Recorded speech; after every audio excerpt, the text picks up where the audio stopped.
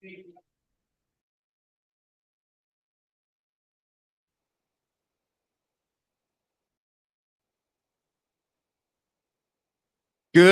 afternoon, everybody, and welcome. A special welcome to all of our guests who have come to join us today. Especially, it's so cold and rainy out there. I feel like we should be having Kringle Holiday Village today. But anyhow, we're going to get started here with Happy Bucks, and we're going to turn it over to Jeff. What's up, everybody? Jeff Pettis. Good to see you all. Happy Bucks. Who has some good news to share? This is my lawyer. I've never met her in person. It's virtual, but it's so good to see you. Seen her on Zoom a couple of times. It took me a minute to put that together. So funny. Happy Bucks. All right. Oh, I see a lot of hands up today. This is great. We had a visit from my wife's sister and her husband, and we had a lovely weekend.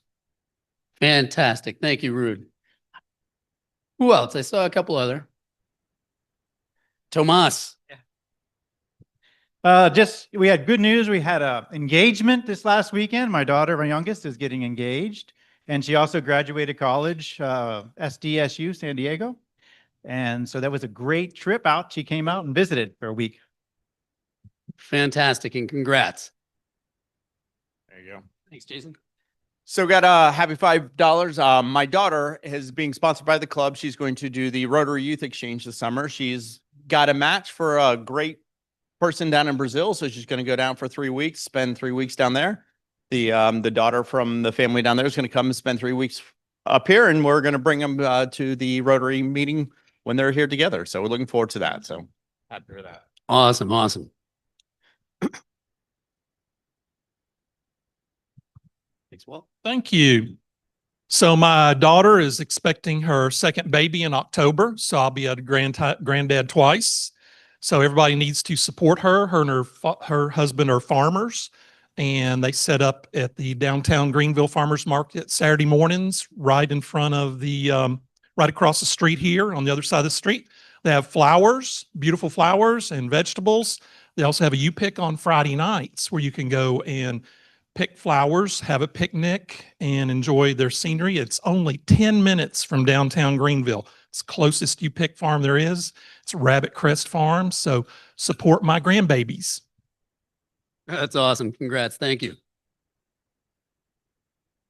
I've got two happy bucks, one for each of my guests, Anthony and Anna Gallo. And I'm happy because they have a real estate company that's in construction, development, management, all those kinds of things.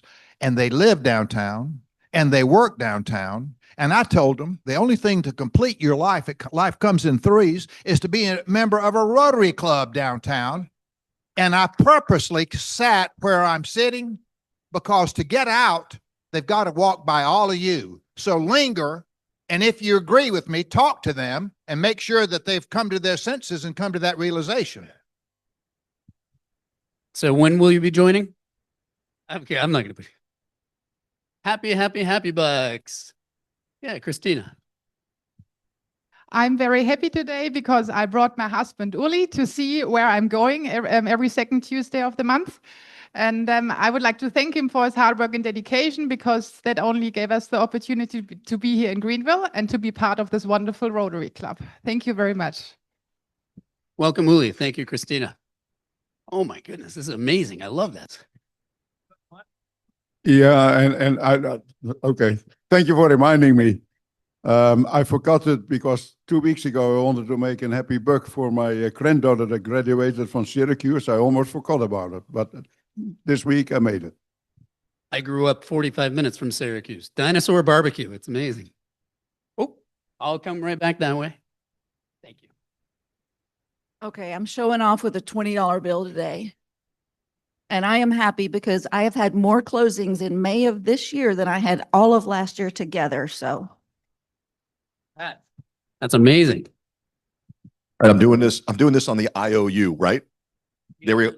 Which is why I'm ready for it. Beautiful. Susie just killed me when she said $20 because I'm doing $14 for grandchild number 14 who is on the way. That's awesome news. I got $5 for Patrick. I'm loving having him here. I can't wait to hear about what's happening with polio and the Peace Centers. Love it. Thanks, Pam. After 55 years in Rotary and having served in the district level, I've never before sat next to the RI director, of which there are only 15 in the whole world, and I'm honored to do so today. Thank you. Thank you for being here. I had the honor yesterday to walk with several other people at a program called Wear Blue, and we were representing different people who had died in service to our country.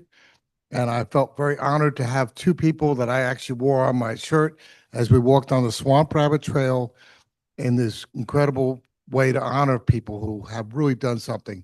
So for me, that was really special to do that. I know I'm a guest, but I have a happy buck as well. My nephew, Jackson Suderman, graduated from Furman 2 weeks ago. I was unable to be here, so I'm a little bit late for graduation, but still proud of him. Congratulations. And come back to Rude. He's done it twice. You want to do it again? No? Okay. I have some happy bucks. Thanks to my fantastic franchise attorney over there, Emily Bohan. I am up and running fully on my painting company. Super happy to be painting people's interiors, exteriors, and all that fun stuff. So I'll say mine on the way back. Thank you very much, Jeff. Let's give him a big hand. My happy bucks. My middle son, he lives in Detroit. He's a purchasing manager for Ford Motor Company. And he said he's had it with Detroit Winters. He just got a promotion with Ford, but he's going to be in Anaheim, California. And he is like the happiest person in the world right now. All right. Announcements. Next Thursday, not this Thursday, next Thursday is June 5th. We have Thirsty Thursday at the Double Stamp Brewery. On June 10th, our luncheon is with Patrick Warren, who's from Clemson University. He's an AI guru, and he's coming to probably scare the hell out of most of us, but he'll be here to talk about AI. We have Discover Rotary coming up on June 17th. Please, that one's at Craig Golden Davis, which is the offices of Andrea Kafis and Scott Powell and others in our club. They do that evening Discover Rotary. And also you'll see a barcode on the agenda on your table. We're going to the Triumph soccer game, which is our new soccer team in town. They're not in Malden yet, but I think that's their eventual home that they play at Furman University. We're going as a group on June 28th, and that barcode will take you to the special ticket purchase section so we can all sit together. All right, if you bow your heads. As we gather in fellowship, may we be mindful of our purpose to serve others with integrity, lead with compassion, and act with courage. May our time together today inspire meaningful action in our community and in the world. If you rise for the pledge, please. I pledge allegiance to the flag of the United States of America and to the republic for which it stands, one nation under God, indivisible, with liberty and justice for all. All righty, we've got one new member video. Let's see if he's around. There's our guest of honor right over there. We'll get this rocking and rolling. Remember, 3 standard questions, and you have to pick your own walk-up song. Those of you who have not gone from red to blue and need to do your introduction video, just please contact me. It takes, Grayson, how long? 8 minutes? Yeah, all right.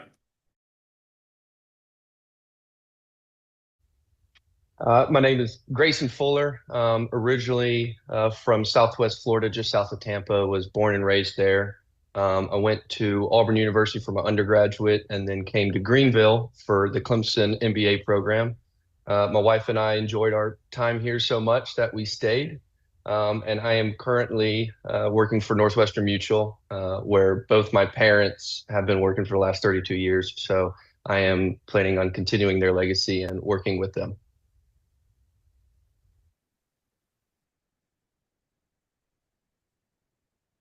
I wanted to join the Rotary Club of Greenville for two reasons. One, a mentor I have in the business who was a starting member of the Greensboro chapter just praised it so much and loved it and just talked about how much of an impact it made on his life and how he was able to have an impact on others. And I just want to be able to have the opportunity to do the same, as well as coming to a new town. I wanted to get involved and meet people. And if I can help people out while doing so, I think that's a great opportunity.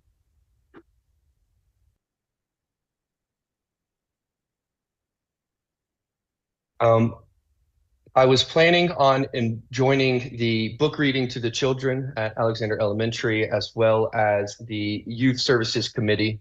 I have always enjoyed working with younger individuals, and I have had a lot of time and effort from people who really care, pour into me, and I want to be able to do the same for the younger generation.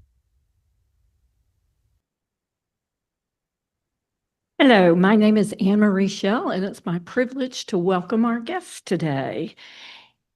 Once I call your name, would you please stand so we can acknowledge thank you for coming. Anna and Anthony Gallo is a guest of Bob Howard. Thank you. Chris Pellegro. Pagelero. He is a guest of Jim Purier. Ulrich Weiland is a guest of Christina Weiland. Sharon Landis and Bill Shelford. They're actually in our breakfast club. Rebecca Ibram Hannah is a guest of Mark Leonard's. Thank you. Sarah Fletcher. Okay, she's not here today. Sorry. This is George's wife. Thank you. Maynard Jane is a guest of Serinda Jane. Thank you. Forrest Briggs, the member of Christine Andit, is a guest of Christine Andit. Ann Golden is a member of our Reedy River Club. Thanks, Ann. And Rebecca and Tom Faulkner. Well, we've got back here also are members of the Breakfast Club. And Eric Krischbaum is also a member of the Reedy River Club. Thank you all so much for coming, and we welcome you as our guests. Well, good afternoon. I'm Jim Perea, as you may know, chair of the CART committee, and I'm here today to basically recognize those people who match the CART contribution each month. As you know, our contributions to CART each year, that's Coins for Alzheimer's Research Trust, in case you're a guest, is double each year because some certain members of the club step to the plate and match what we do this month. Now, in the month of April, Roger Heitzert was our matcher. Now, that's a pass. Somebody else has said something about you, but I had the microphone, so I wanted to talk about you. Roger, as you know, is finishing up an excellent year as president of our club. But some of you may not know all of his background, but it's a brilliant background professionally, having industrial engineer, having served with Ford Motor Company on an international level, and then is plant manager of Bosch here in Anderson, South Carolina. And since he retired, he's continued community service work in his local community and all that. So, Rod, we appreciate your matching. The matcher for May is our past president, Elizabeth Lyons. Where are you, Elizabeth? You're here today. Well, I'll mention anyway, she's been in this club for like 25 years, was president of the club 10 years ago. And she was responsible when she was, when we were in the Roper Mountain project in which we raised about $100,000 a year. She was very strong in leading that. And but her professional background was that she was a head of department sales for 20 years at the Greenville Convention Center.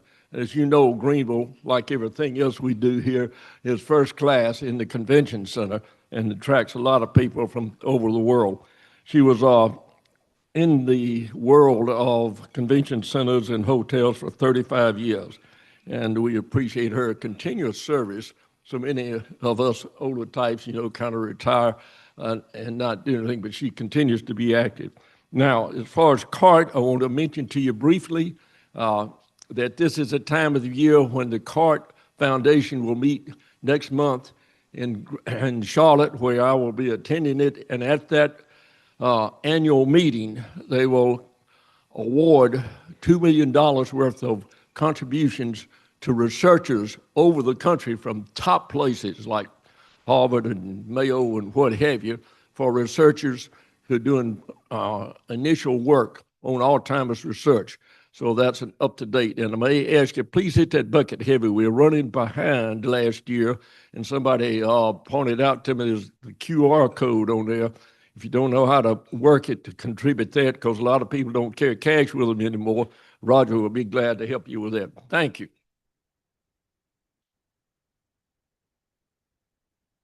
Good afternoon. It's my pleasure today to introduce my friend and your Rotary International Director, Patrick Eakes. I'll take a moment to explain this director thing.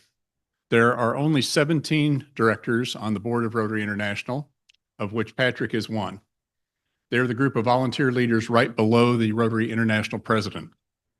Each director represents multiple districts, in our case, 31 districts between Western Pennsylvania over to the Atlantic coast, all the way down through South Carolina, Georgia, Florida, all the Caribbean islands and countries, and 3 countries on the coast of South America. Patrick has some territory to cover. It's a big deal to have a Rotary International director at our club. I've been in this club more than 30 years, and it's never happened before. So I'll tell you a little bit about Patrick. He's a native North Carolinian. He is a graduate of NC State, a recovering engineer, and started his own company in Greensboro, North Carolina. In 1996, they fabricate high-end sheet metal products, such as stainless steel products for buildings, factories, food processing operations, those types of things. He's a past president, of course, a past district governor, and he's received numerous awards and honors from Rotary, including the Distinguished Service Award and Rotary's highest honor, the Service Above Self Award. He and his wife, Kristen, who owns a CPA practice, they're major supporters of the Rotary Foundation. They are Arch Clump Society members, and their 2 children, both college students, are also active in Rotary as well. Please join me in welcoming our Rotary International Director, Patrick Eakes. Thank you, Terry. Thank you for that very nice introduction. It's almost like I wrote it. Now, Terry's right. I don't get out to speak to that many clubs anymore because I'm on the road so much. But when Terry Weaver called or actually emailed me and said, would you be available on this date? Well, the answer is you don't say no to Terry Weaver. Some of you, yeah, I hear that knowing laugh, but Terry and I have worked together for the last 6-7 years on membership across our region. He is absolutely world-class in the innovation and the effort and the energy he has brought to that topic. And I've had the pleasure to present some of his work in the Rotary International boardroom, and the reaction was, we want in on that right now. That is all true. You know that's true, Terry. I've told him that privately, but you all should know the treasurer that you have in Terry Weaver and the contribution he makes, not only here, but well beyond Greenville, South Carolina. So thank you, Terry.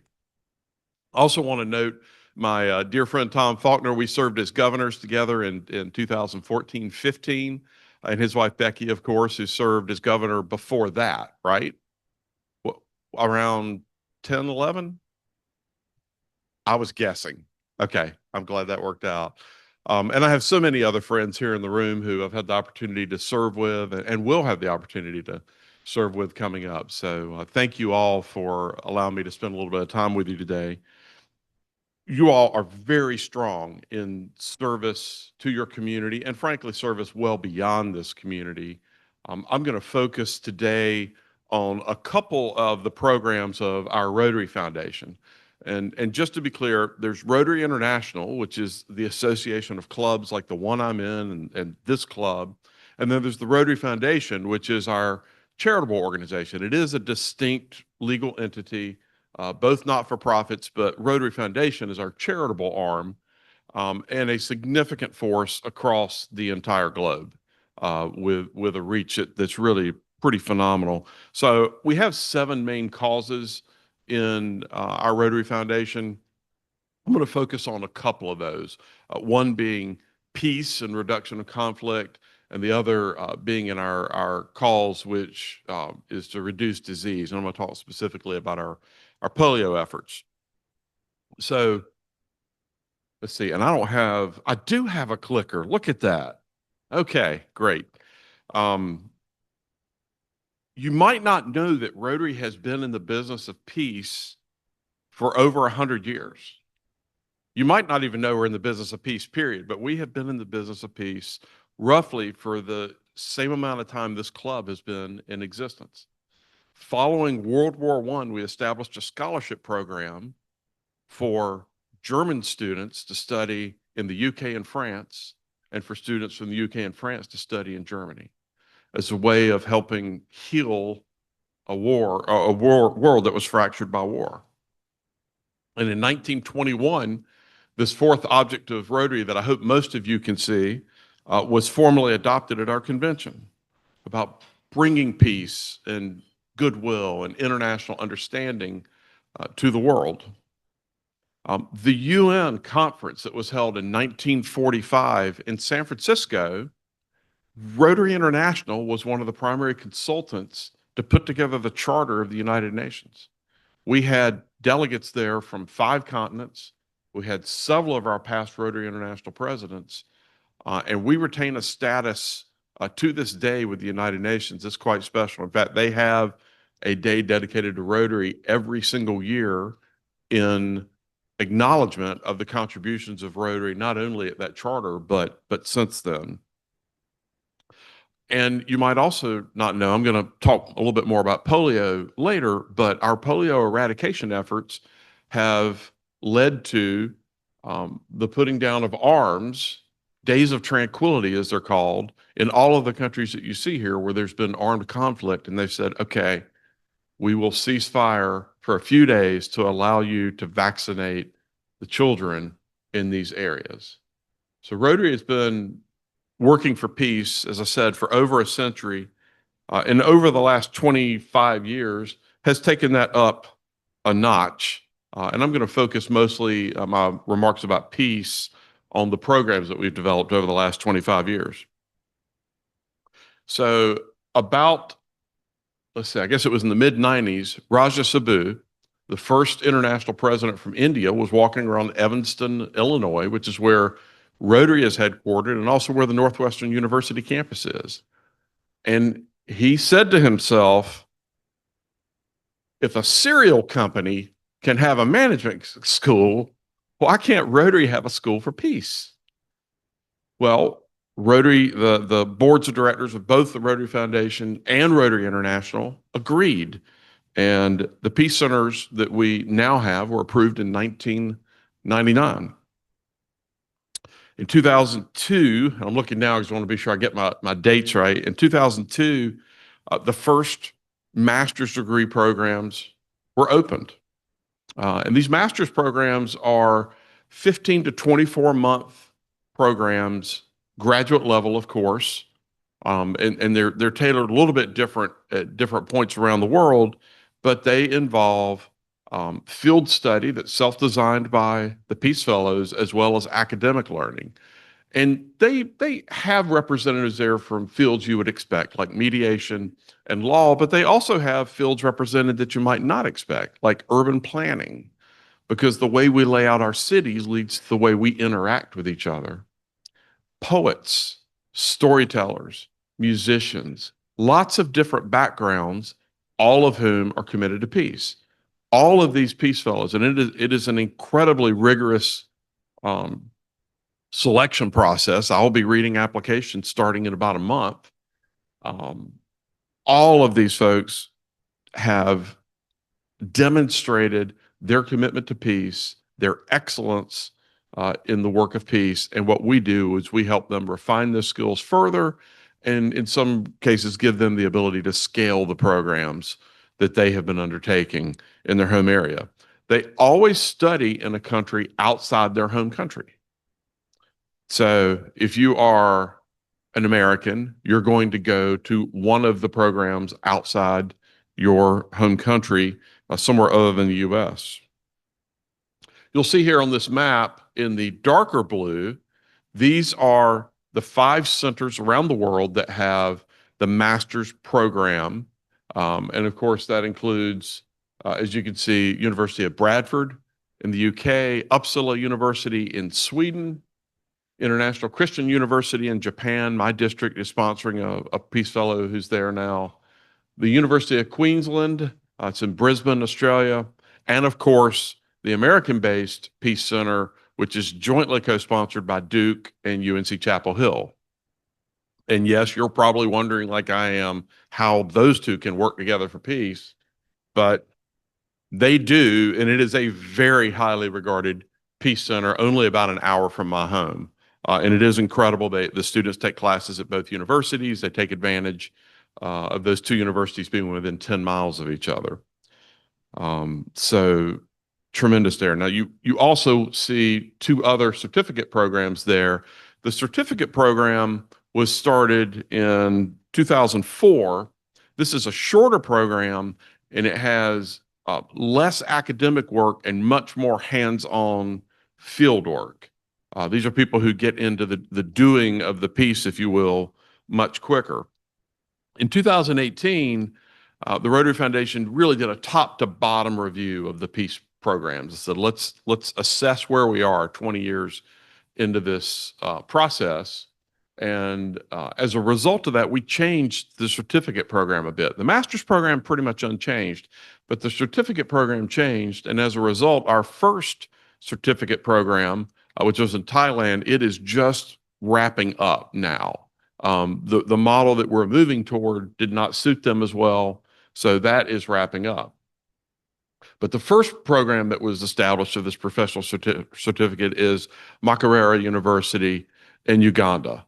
And what's different about this program is this intentionally brings people from that region. So these are Africans who come to this area, again, established that they've been working for peace, but we want to seed that area with professionals from that area to work on issues there. They're typically more mid-career in terms of where they are, so they tend age-wise to be maybe a little bit older than those who are pursuing the master's, but definitely just as committed to peace. You see here a quote from my friend Yinka Babalola. I'll just say it. It is my hope he will be our first African president of Rotary International. I think he's an incredible individual. I've had the opportunity to work with him. He did serve as vice president not so long ago. But I love this quote from him. The first time in history that an institution in Africa has been designed to train Africans to find African solutions to African problems. It's people there who have an automatic context for the conflicts, for the sources of disharmony that take place, who are trained there to address those issues. That's not to say that nobody else around the world participates, but we have natives to the continent who are there designing solutions for the many issues that they face. So love that quote from him. Let me just go back a slide. I will mention that we have just recently opened our second professional certificate program. A friend of mine and a friend who some of you have met, Marty Hellman, who lives in Maine, managed a foundation. And she decided to liquidate the foundation and to donate $15.5 million to the Rotary Foundation to set up a peace center in North Africa or the Middle East to serve that region using this same model. We obviously know the Middle East is an area that has constant conflict. So in Turkey, that That new Peace Center was dedicated in February. Was anybody at that dedication? I was there. There were 1,000 people from around the world there for that dedication. There were 400 people who showed up assuming they'd be able to buy a ticket at the door who were very disappointed because 1,000 was the limit at this peace conference. But Basha Shahir University is the home of our newest Peace Center. And it was incredible. There had been no snow in Turkey in 5 years, and it snowed continuously for the 5 days that I was there. At the dedication at the university, it was an all-out blizzard. And part of the dedication was outside. We're just standing there in whiteout conditions. And I thought, well, snow is generally peaceful to look at if you're inside. But a tremendous new Peace Center that we've established. I'll share with you, and maybe one or two of you have heard me tell this story recently. Because it was a blizzard, because it was Turkey, because they weren't quite prepared for that, it took us about 90 minutes to make what would typically be a 10-minute bus ride back to the hotel from the dedication. And I was sitting across the aisle from a gentleman from Memphis. In fact, he's originally from Arkansas.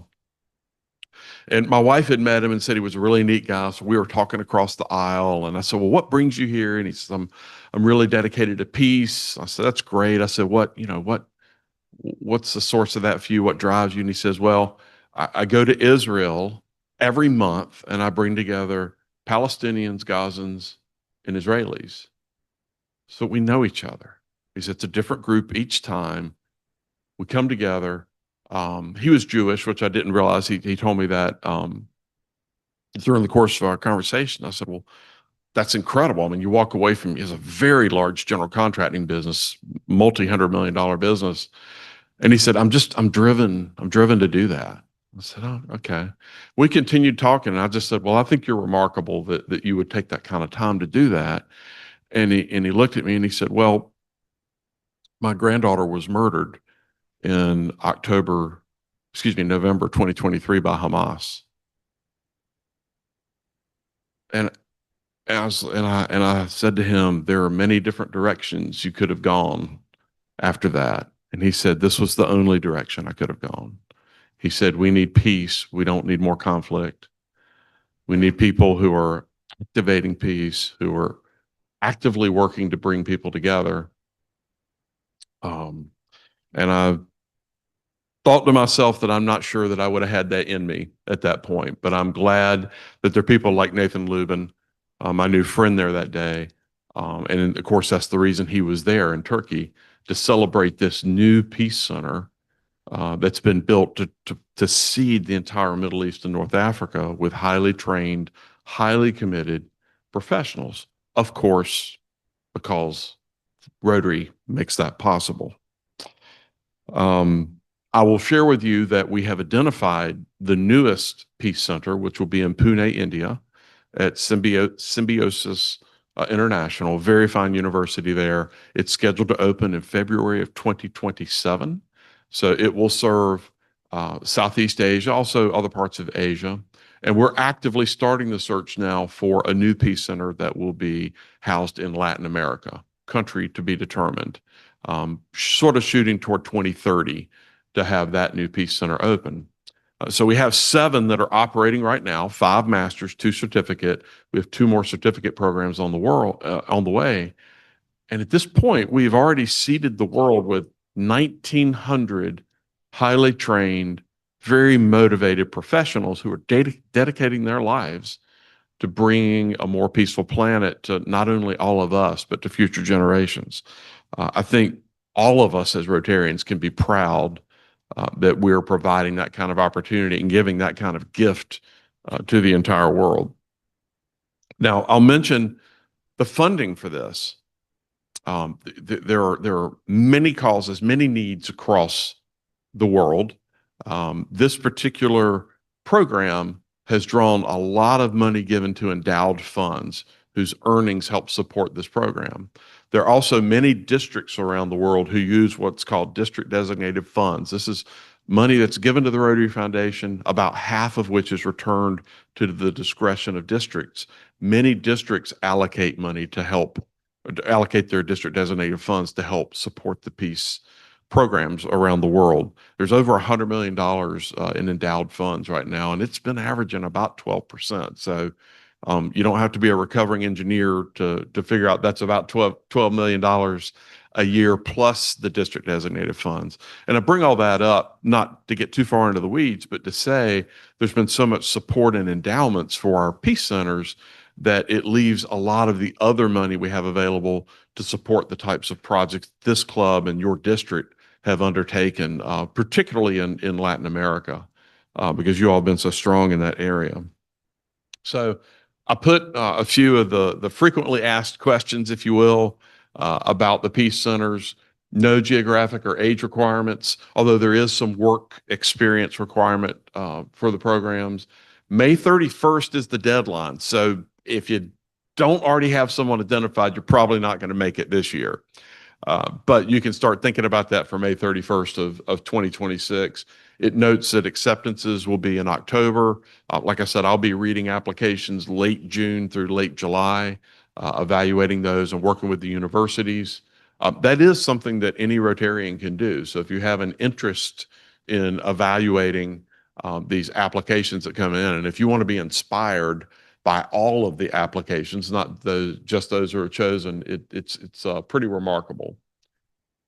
So I want to pivot from there to talk a little bit about another program that the Rotary Foundation sponsors. And Roger, are we doing okay on time? Okay, just want to be sure, because I know whether I'm done or not, you're walking out of here at 1 o'clock. We know that's a strong Rotary tradition. Rotary's number one external priority is the eradication of polio, and it's been that way for 40 years, ever since a pilot program in the Philippines that wiped out polio in that country. When we started this effort, these stats are important. We started this effort, there were 1,000 children a day being diagnosed with polio, 1,000 a day across the world. This year, through almost 5 months, there have been 10 cases. 10, that's 2 per month, from 1,000 a day to 2 per month.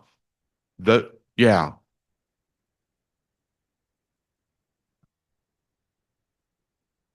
All of those cases are in Pakistan and Afghanistan. Those are the last 2 countries where there's still endemic cases, where polio is still circulating, if you will.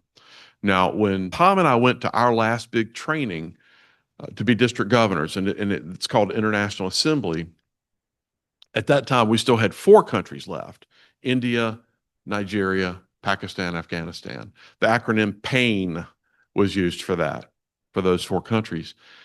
What Tom and I didn't know is that the first morning of International Assembly, what we were going to experience that day. And I got about 30 feet outside of my hotel room when another incoming district governor came up to me and embraced me and hugged me like we'd known each other 30 years and kept saying, "Thank you, thank you, thank you." I didn't really know what was going on. I just thought, well, that's, I'm here to learn about customs from around the world, and maybe that's how they do it in India, and I'll just hug back.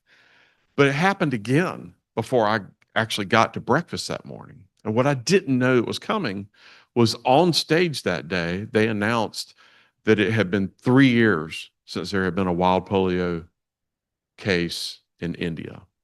And they were moving to the list of countries that no longer had circulating wild poliovirus. It was a coincidence, but an amazing gift in my life to share that all day with the native incoming governors from India who said, "Please tell your Rotarians back home thank you." Because India was believed to be the country. I mean, the World Health Organization told us when we started this, "You're out of your mind. You'll never wipe out polio in India. The sanitation, the water systems are too poor." But with Rotary's leadership and eventually with partners, that happened. And then Nigeria fell. So we're just down to Pakistan and Afghanistan. 10 cases this year, truly amazing.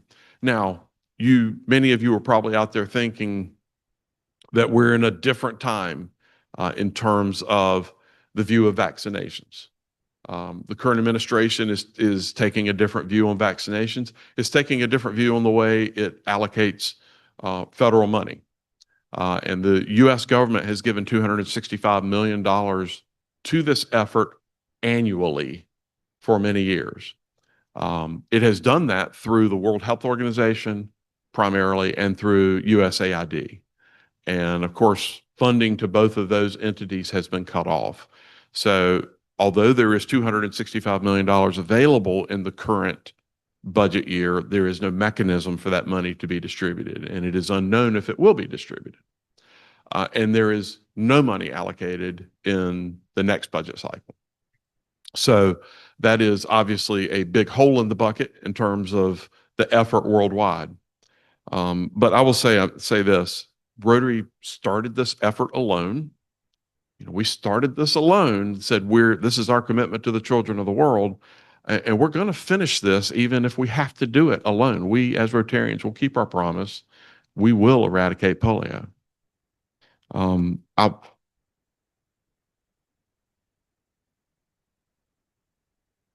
I will say this, we continue our soft diplomacy efforts, and we're always practicing those.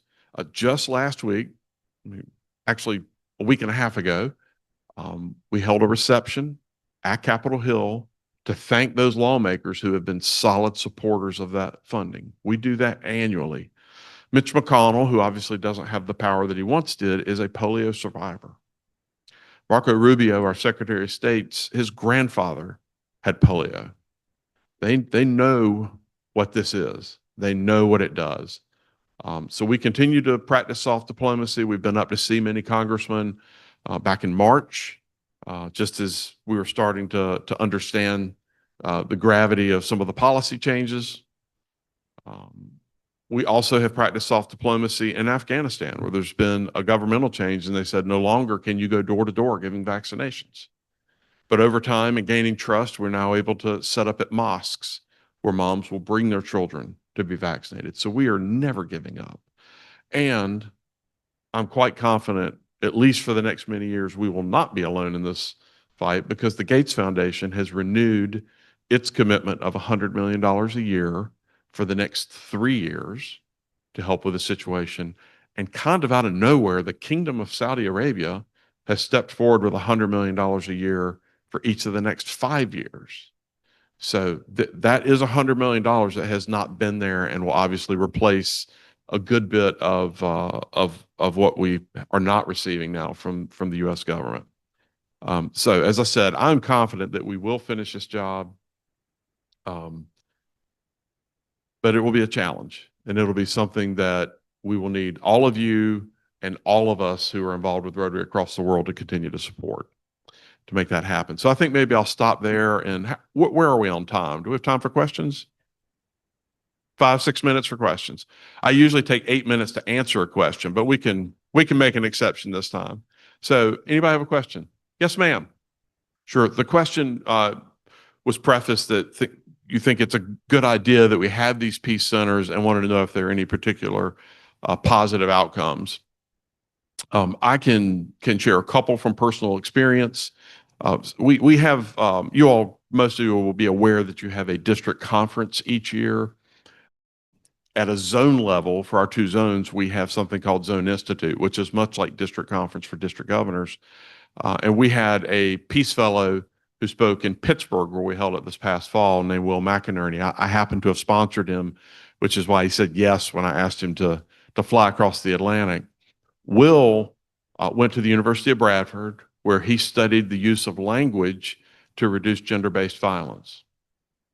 The Gates Foundation and the Rotary Foundation then sponsored him for his doctorate at Cambridge. As you can tell, he's a real dummy. Went to Cambridge, where he got his doctorate, and now the London School of Economics, because they became aware of him, has started a unit to reduce gender-based violence around the world, and it's hired him to run it. So you get a brand like that, frankly, one that's on par with the Rotary Foundation, that's putting its money into this area because they recognize an opportunity to bring peace to the world. And they also understand that when we have a more peaceful society, we have a more prosperous society, which is how that ties back in. So that is that is one case I'm directly aware of. I know another young lady from Canada. She studied at Duke University, and when I met her, we were at a dinner. She was about to go take her first job to a country in Africa, and she said, "I'll be working there on the elections, the first open and free elections." And I said, "Oh, that's great. You know, what will you be doing?" She said, "I'll be in charge of them." I said, "Oh, I see. You are running the elections for this country." So our Peace Fellows are sprinkled across the world, making a difference in all kinds of ways. Jim, go ahead. And I think maybe I saw a hand over here next. Maybe not. Go ahead, Jim. Yeah. So the question is, out of the 1,900 Peace Fellow alums, what percentage are still working in the Peace area? Jim, I don't know a firm number on that, but I can tell you that every single Peace Fellow I've known from the last 20 years, I only know of one who is not working in that area. It's a very high percentage, and sometimes they're working in areas you wouldn't expect. I know a Peace Fellow who works for the Marine Corps, and she works with returning Marines about to enter civilian life and basically helping them adjust from the battlefield to civilian life, because it's a very different thing. I know a young man from North Carolina, from Pittsboro, North Carolina, our district sponsored, and he is a firearm carrying. He has a dual appointment from the U.S. Department of State and the CIA. And he was on the last plane out of Afghanistan. So you wouldn't think of a Peace Fellow doing that kind of work, but he is working for peace within those means. So it takes, you almost can't think of the numbers of ways that we have Peace Fellows working around the world for a more peaceful planet. Anyone else? Peace or polio? Yes, go ahead, and then we'll go to the back of the room. Yeah, so that is true. You to be a Peace Fellow, or for that matter, to be a Rotary Scholar supported by a global grant, something funded by the Rotary Foundation, you cannot be in Rotary. You cannot be a direct descendant of a Rotarian. And that's really not Rotary policy, that's IRS policy, because the money we give to the Rotary Foundation is deductible. We cannot be a beneficiary of that money. We're based in the U.S., so we play by the U.S. IRS laws. So that is true. There was a president of my club was so committed to becoming a Peace Fellow, he resigned from our club. He waited 4 years because our money cycle has a 3-year cycle. He applied at age 50, and he was selected as a Peace Fellow.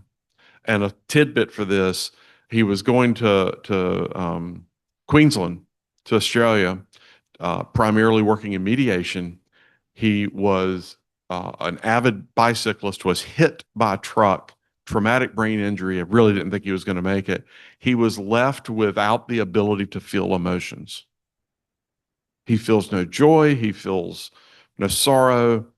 And he looked and he said to me, "Well, if you're going to be in mediation, that's not all bad." But he didn't even laugh at it when he said it. Really remarkable. And only because he was going to Queensland, whose program starts 6 months later in the Southern Hemisphere, did he have enough time to recover to actually be able to do his studies there. But yeah, that you are correct.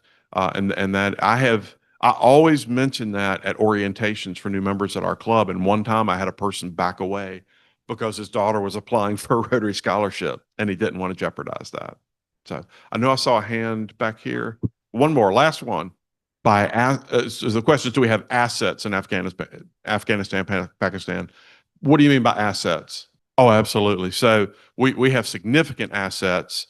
Some of you will know the name Aziz Maman, who has been a trustee. When the Taliban said, "We're done with this," I mean, we had health workers who were being murdered, given these vaccines, scare tactics. There's some other factors at play. He said, "I'm going to meet with the head of the Taliban." Now, he is an old and somewhat frail gentleman. He agreed to be grabbed off the street, hooded, put in a car, driven around to meet the head of the Taliban. He's a billionaire. But he agreed to do this to quite literally put his life at risk to make the point, we're here to save your children. I am risking my life to have this meeting. That's how committed I am. We're here to save your children, not to hurt them. And yes, we have volunteers across both countries. We have health workers who we employ. So yeah. I mean, we couldn't do this otherwise. I mean, for instance, the polio vaccine has to be kept extremely cold or it loses its effectiveness. So we have to have cold, not only storage, but transportation to go through geographies that are pretty treacherous in those countries. So yes, we have significant assets. And I think that's my time. Thank you all for allowing me to be with you. I will hang around for a few minutes if you had a question that we didn't have time for.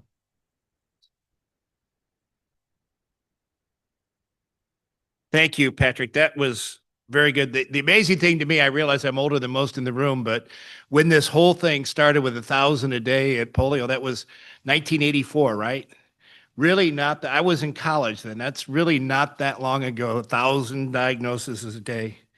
Anyhow, special thanks to Terry as well for arranging the appearance today by Patrick. And also, as always, Patrick has signed a book for us that we'll donate to Alexander Elementary School.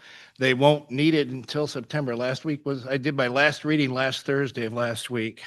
Also, I'm going to take 1 second just so you can all put a face to our district governor nominee.